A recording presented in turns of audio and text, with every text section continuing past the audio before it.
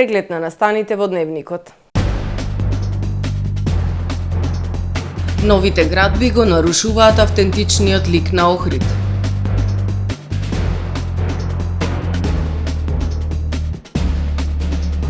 Охридското семејство Талеви одбележува 100 години од изработката на првиот охридски бисер.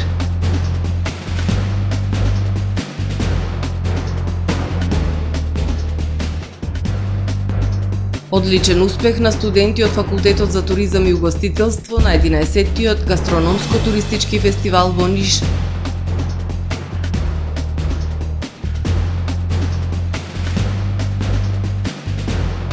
Општина Дебарца започна активности за уредување на речното корито во село Белчишта. За најавените и за останатите настани од денес ќе ви информираме во дневникот кој започнува по временската прогноза. Останете со нас.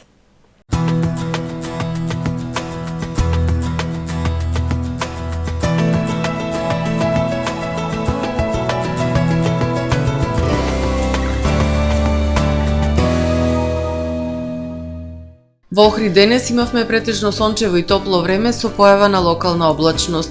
Во попладневните часови развој на нестабилност, кој што ќе услови нестабилно време со врнежи од дожд и грмотевици. Максималната дневна температура изнесуваше 24 степени Целзиусови. Во среда над Британските острови и над Централна Европа ќе се наоѓаат два одделни центри на поле на нисок воздушен притисок, кои што во северозападна, западна, централна и источна Европа ќе условат нестабилно време со врнежи од дожд. Локално со услови за појава на невреме и поројни дождови. Во Скандинавија и на Пиринејскиот полуостров, како и на југот Апенинскиот полуостров, ќе преовладува претежно сончево време со локална облачност. На Балканскиот полуостров утре ќе преовладува умерено облачно и нестабилно време со врнежи од дожд и грмотевици, локално со услови за појава на невреме. Во крајните јужни предели на полуостровот претежно сончево време со локална облачност. Максималните дневни температури ќе се движат во интервал од 20 до 26 степени. Во Македонија во среда ќе преовладува умерено облачно и нестабилно време со врнежи од дожд и грмотевици. Во југозападните предели во најголем дел од денот ќе преовладува претежно сончево време со појава на локална облачност. Ќе дува засилен југоисточен и југозападен ветер, а во попладневните часови засилен северозападен ветер кој што ќе достигне брзина до 25 км на час. Минималните температури ќе се движат во интервал од 8 до 17 степени, додека пак максималните дневни температури во Македонија утре ќе достигнат од 17 до 27 степени. Во Охрид во среда ќе преовладува претежно сончево време со појава на локална облачност. Минималната температура од 13 степени, додека пак максималната дневна ќе достигне до 23 степени. Во Охрид во четврток и петок по свежото утро во текот на денот ќе имаме претежно сончево и топло време со појава на локална облачност. Минималната температура од 12, односно 10 степени, додека пак дневната ќе достигне до 22 степени. Во сабота претежно сончево време со појава на локална облачност. Попладне, нестабилно време со врнежи од дожд и дневна температура до 22 степени.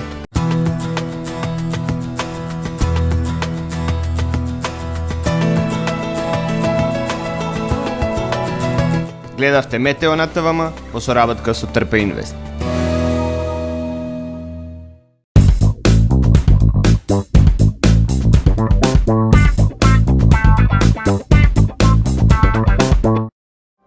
Тамаро е 25 години охридски водечки лидер и препознатлив бренд.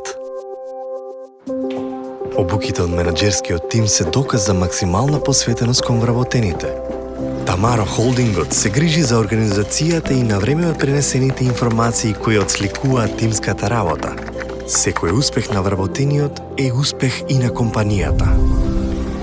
Маркетите располагаат со производи со висок квалитет од секакви брендови по одлични цени.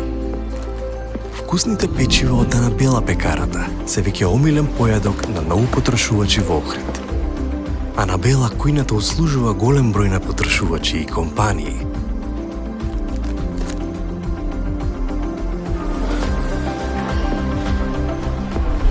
Рибарата е секогаш снабдена со најразлични видови на риба и морски плодови. А месарниците располагаат со свежо месо и местни производи во секое време. Уживајте во својот охридски домаќин. Тамаро, повеќе од маркет. Професионален сервис за хемиско чистење на облека Хембој, повеќе од 50 години со вас.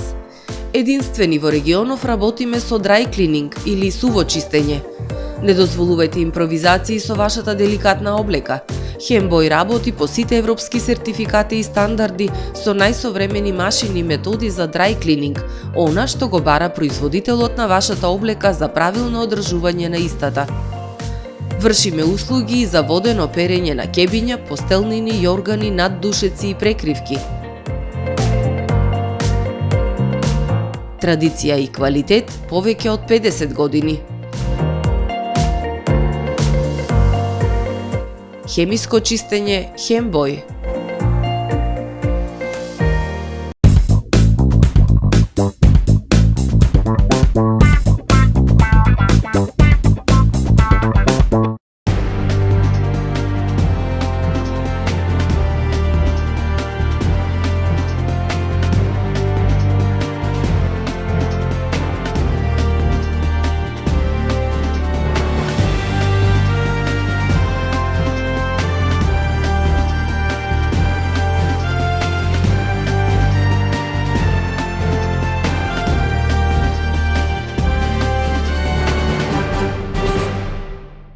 Добар ден. Прво издание на Дневникот на ТВМ. Масовната урбанизација со години го менува ликот на Охрид. Се градат стамбени објекти со различна катност, нетипично обликување и бои на фасади, употреба на современи материјали неадекватни за регионот. Во Струшко пак состојбата е уште полоша. Таму воопшто не е впечатлив стариот архитектонски стил кој бил белег на градот.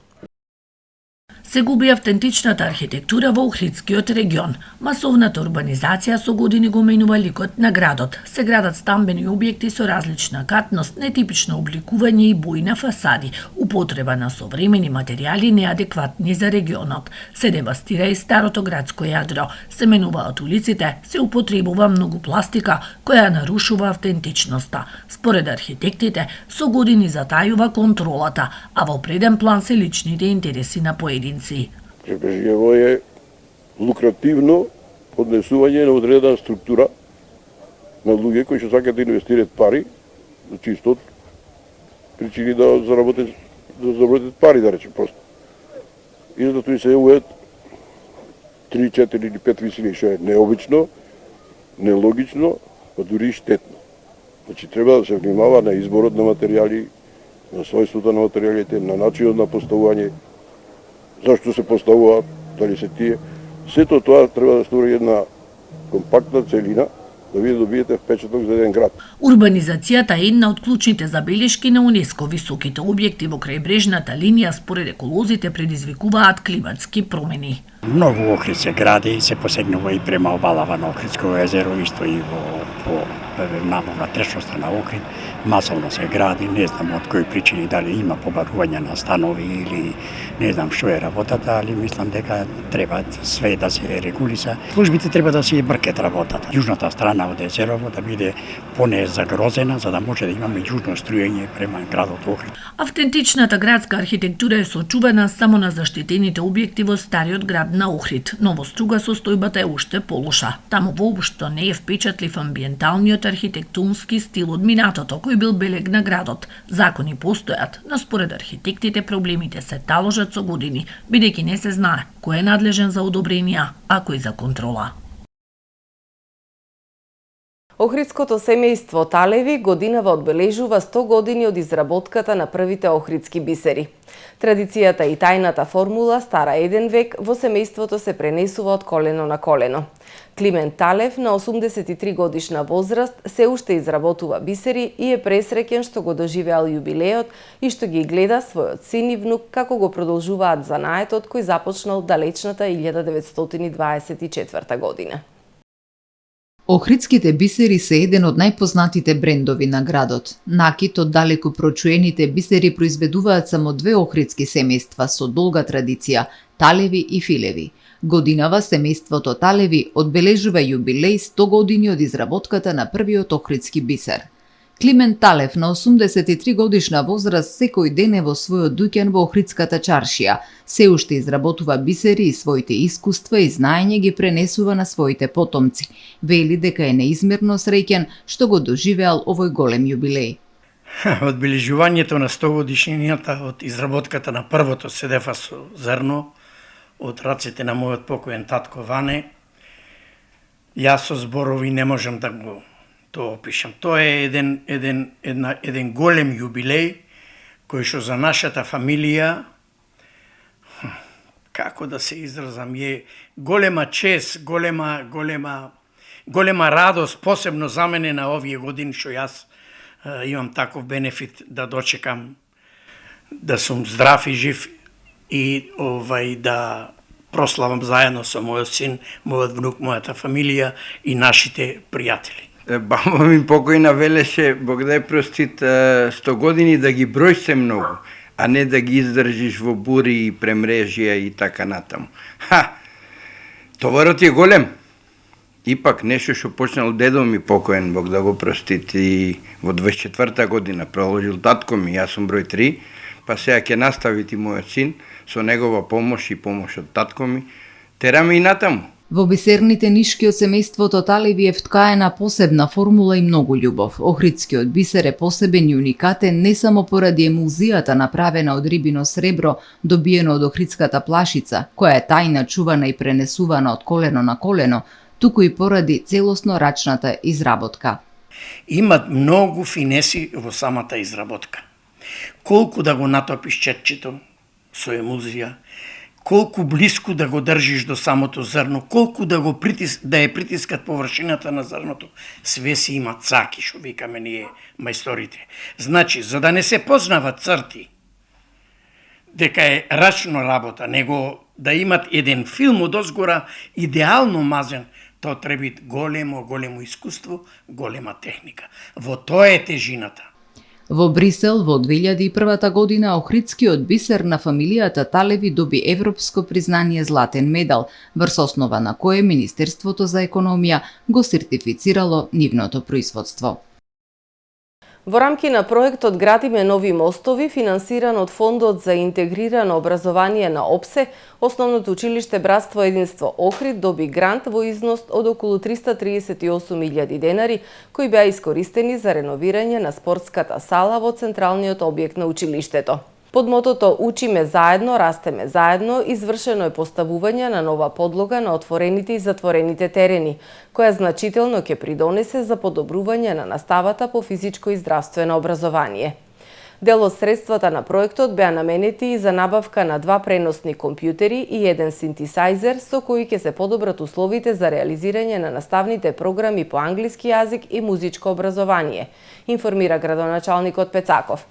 Дел од активностите и ресурсите кои се евидентирани како сопствено учество на училиштето во проектот се обезбедени од граѓани кои биле ученици во Основното училиште Братство единство.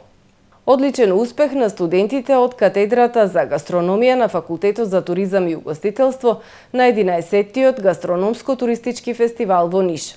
Студентите од ФТУ Охрид се закитија со златни и сребрени медаљи и дипломи за подготовка на специјалитети и традиционални национални јадења.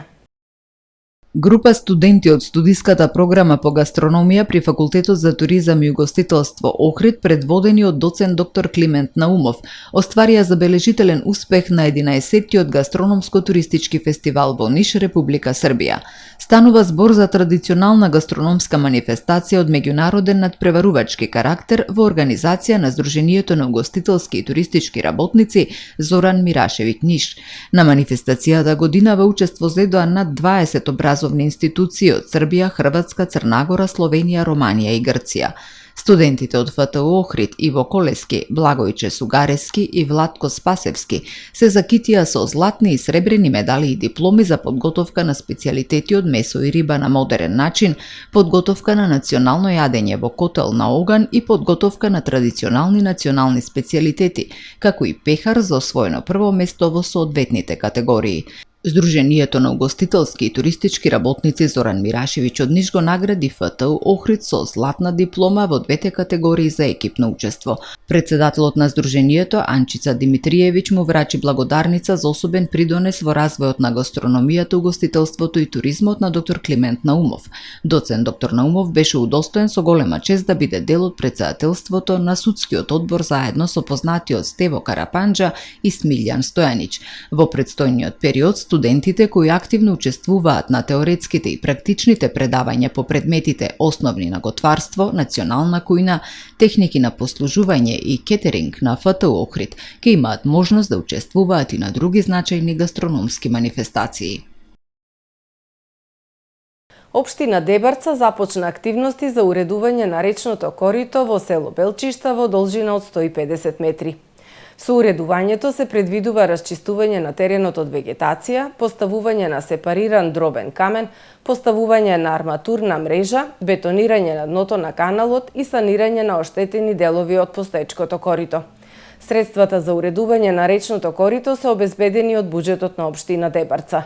Општината во наредниот период ќе започне проекти на повеќе локации, меѓу кои реконструкција на административната зграда на општината со целосна реконструкција на големата сала за состаноци, набавка на нова пумпа за пумпната станица во село Мешеишта и санација на резервоарот за вода, реконструкција на кровната конструкција на задружен дом во село Годивје и друго, информираат од општина Дебарца.